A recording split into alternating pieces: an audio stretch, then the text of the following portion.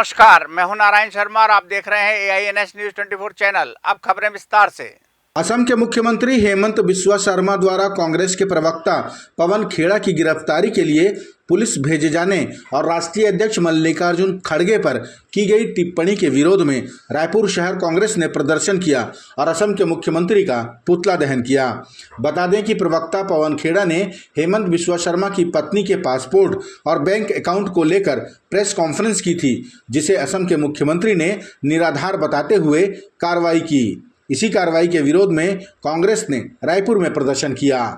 वो हेमंत विश्वकर्मा जिनके ऊपर 52,000 करोड़ का भ्रष्टाचार का आरोप लगा है, उनकी पत्नी के ऊपर 3 पासपोर्ट का आरोप लगा है। ये तमाम ऐसी बातों को दिग्भ्रमित करने के लिए वो ऐसा प्रयास कर रहे हैं कि उनका ध्यान भटके लोगों का।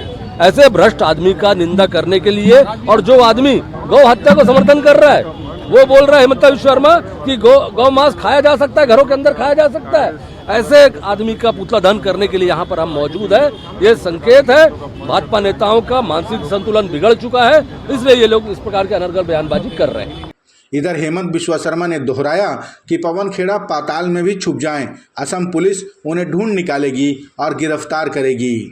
कौन है ये खड़गे? क्या लुका छुपी का खेल है? असम, अरे कहाँ असम पुलिस को नहीं जानते, पाताल से भी उखड़ के ले आएगा। कहाँ मिलेगा पवन खेड़ा? असम लासित बरफुकन का देश है, कौन सा ये पवन खेड़ा है? पाताल में भी लुकेगा तो हम उठा के लेके आएगा। तुम बताओ ये कागज तुम किसको दिए थे?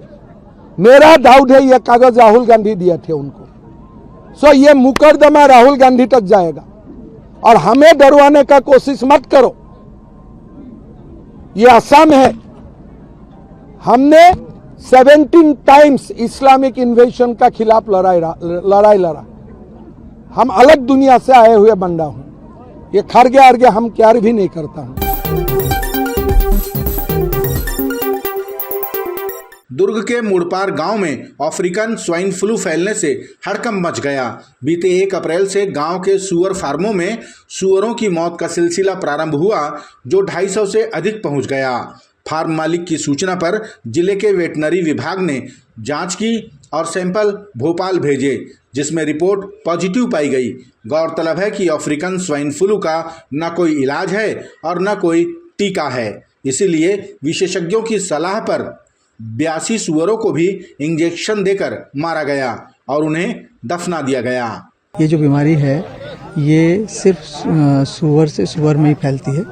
इंसानों को ये बीमारी का कोई प्रकोप नहीं होता है, इसका कोई इलाज नहीं है, इसका कोई टीका नहीं है और दूसरे सुअरों में यह बीमारी ना फैले, इसलिए जिस फार्म में ये होता है उस फार्म में उस सुअरों को डिस्ट्रॉय करके ज़मीन में दफनाना पड़ता है।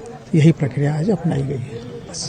इसके बाद घटना स्थल से 1 किलोमीटर क्षेत्र को इन्फेक्टेड और 10 किलोमीटर के क्षेत्र को सर्वेलेंस क्षेत्र घोषित कर दिया गया। जहां पर भी ये फार्म था उससे 1 किलोमीटर के दायरे को इन्फेक्टेड जोन और 10 किलोमीटर के दायरे को सर्वेलेंस जोन के रूप में घोषित किया गया है। वहां पर भारत सरकार के SOP अनुसार सर्वेलेंस की कार्रवाई की जा रही है। सूअरों के आदान प्रदान या लाले ले जाने पर वहां पर रोक लगाई गई है। और कलिंग का जहां तक बात है तो कुल 82 शुक्रों की कलिंग कल की गई है वहां। प्रदेश कांग्रेस कमेटी ने अपने जिला अध्यक्षों को दिए गए टास्क की समीक्षा की और जाना कि कौन कौन कितने सक्रिय रूप से कार्य कर रहे हैं। साथ ही उन्हें नए टास्क भी दिए गए। इस समीक्षा बैठक में प्रदेश अध्यक्ष दीपक बैज, नेता प्रतिपक्ष चरणदास महंत, पूर्व मंत्री रविंद्र चौबे, पूर्व उप मुख्यमंत्री TS सिंहदेव समेत छत्तीसगढ़ कांग्रेस के पदाधिकारी बड़ी संख्या में शामिल हुए।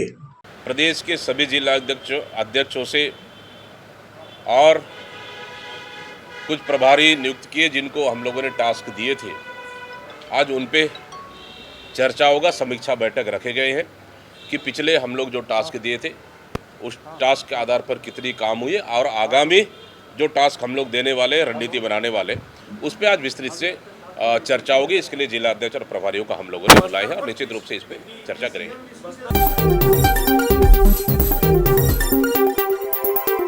छत्तीसगढ़ के कृषि मंत्री रामविचार नेताम ने रासायनिक खाद का उपयोग कम करने और जैविक खाद का उपयोग ज़्यादा से ज़्यादा करने पर जोर दिया।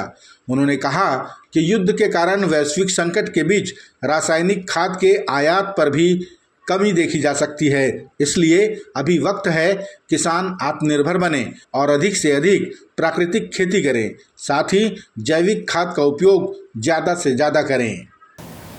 कुछ उर्वरक ऐसे हैं जो आयात करना होता है और जहाँ से आयात करना होता है वहाँ युद्ध छिड़ी हुई है, तो ऐसी स्थिति में क्राइसिस आ सकता है। इसीलिए हम कहते हैं कि हमारी जो आवश्यकता है उस आवश्यकता के पूर्ति हम जैविक के माध्यम से या फिर अन्य संसाधन से बहुत सारे प्राकृतिक खेती भी करते हैं, उस दिशा में भी हम लोग आगे बढ़ें, लोगों को बढ़ाएं, लोगों को प्रोत्साहित करें और कम से कम रासायनिक खाद का उपयोग करना पड़े, ऐसा सोच करके हमें चलना है। हम ये नहीं कह रहे हैं कि हम रासायनिक खाद हम पूरी तरह से हम किसी प्रकार का बंद कराना चाहते हैं, बल्कि ये कह रहे हैं कि हमारा जैविक खेती जब बढ़ेगा तो स्वाभाविक है ये महंगे खाद हमें डालने की ज़रूरत नहीं पड़ेगी। हम उसका उपयोग करना सीखें, लोगों को सिखाएं, लोगों को समझाएं, तो मैं समझता हूँ कि इसका देश के लिए, प्रदेश के लिए एक बहुत अच्छा होगा।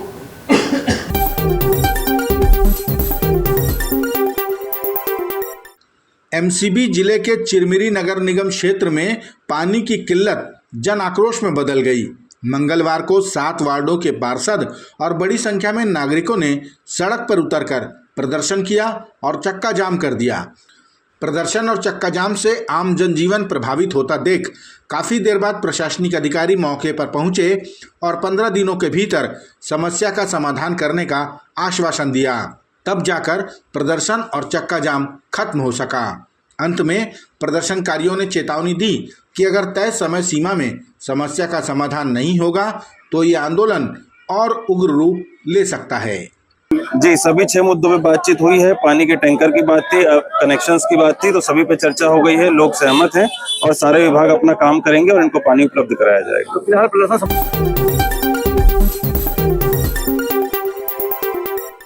छत्तीसगढ़ सरकार द्वारा शिक्षा के अधिकार में किए गए बदलाव के विरोध में शहर जिला कांग्रेस कमेटी ने माध्यमिक शिक्षा मंडल का घेराव किया और जिला शिक्षा अधिकारी को ज्ञापन सौंपा। कांग्रेस पार्टी के रायपुर शहर अध्यक्ष श्री कुमार मेनन ने कहा कि सरकार ने जो राइट टू एजुकेशन में कक्षा 1 से प्रवेश देने का नियम बनाया है वो हजारों गरीब परिवारों के साथ अन्याय है। उन्होंने कहा कि पिछले 12 वर्षों से शिक्षा के अधिकार के तहत नर्सरी, KG1 और KG2 के बच्चों का प्रवेश होता आया है, लेकिन सरकार ने इसे बदलकर कानून को कमजोर करने की कोशिश की है। देखिए, मनमोहन सिंह जी की सरकार समय RTE लागू हुआ था, शिक्षा का अधिकार कानून बना था कि गरीब बच्चों को इंग्लिश मीडियम स्कूलों में पढ़ाने के लिए, प्राइवेट स्कूलों में पढ़ाने की व्यवस्था बनाई गई थी और उस व्यवस्था के तहत नर्सरी के अंदर भर्ती होने के बाद में बच्चे हायर क्लासेस तक के, लास्ट क्लास तक के वो लोग पूरी पढ़ाई वहीं पर होती थी। लेकिन अभी इस वर्ष ये निर्णय सरकार के द्वारा, साय सरकार के द्वारा लिया गया है, वो भी सिर्फ 60 या 80 करोड़ रुपए बचाने के लिए OP चौधरी, विष्णुदेव साय और गजेंद्र यादव, इन तीनों ने मिलकर निर्णय लिया है कि नर्सरी PP1 PP2 में बच्चों की भर्ती नहीं होगी और ये लोग क्लास 1 में भर्ती करेंगे। तो आखिर वो गरीब परिवार के पालक बच्चे वो कैसे भर्ती होंगे, किस इंग्लिश स्कूल में जाएंगे जहां उनकी भर्ती होने के बाद 3 साल बाद वो किसी इंग्लिश मीडियम स्कूल में RTE के तहत भर्ती करेंगे। ये अपने आप में अव्यवहारिक निर्णय है। ये सरकार एक ऐसी सरकार के रूप में चल रही है जिसकी ना कोई समझ है, ना कोई पकड़ है, ना जनता के नब्ज को पहचाने, ना जरूरतों को पहचान रही है। इसलिए विरोध करने के लिए कांग्रेस पार्टी को यहाँ आना पड़ रहा है।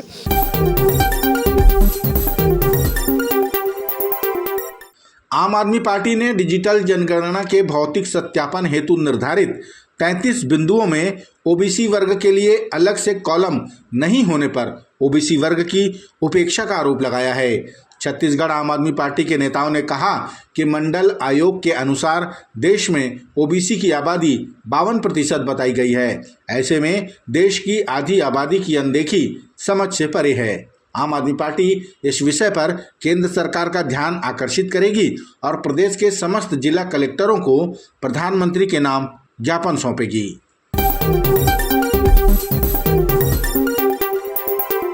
रायपुर कमिश्नरेट के अंतर्गत अपराध नियंत्रण और सुचारू व्यवस्था को लेकर डीसीपी मयंक गुर्जर ने थाना प्रभारियों की बैठक ली। इस दौरान रायपुर कमिश्नरी के पश्चिम क्षेत्र के अंतर्गत आने वाले सभी थानों के प्रभारी मौजूद रहे। बैठक में डीसीपी ने सभी को क्षेत्र में नशे का व्यापार पूरी तरह रोकने, अपराध नियंत्रण और नियमित गश्त जैसी महत्वपूर्ण समझाइश दी ताकि शहर में लॉ एंड ऑर्डर बना रहे।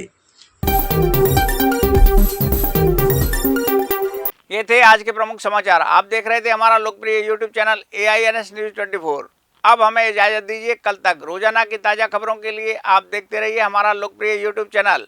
हमारे यूट्यूब चैनल को लाइक, सब्सक्राइब और बेल आइकॉन का बटन दबाना ना भूलें। नमस्कार।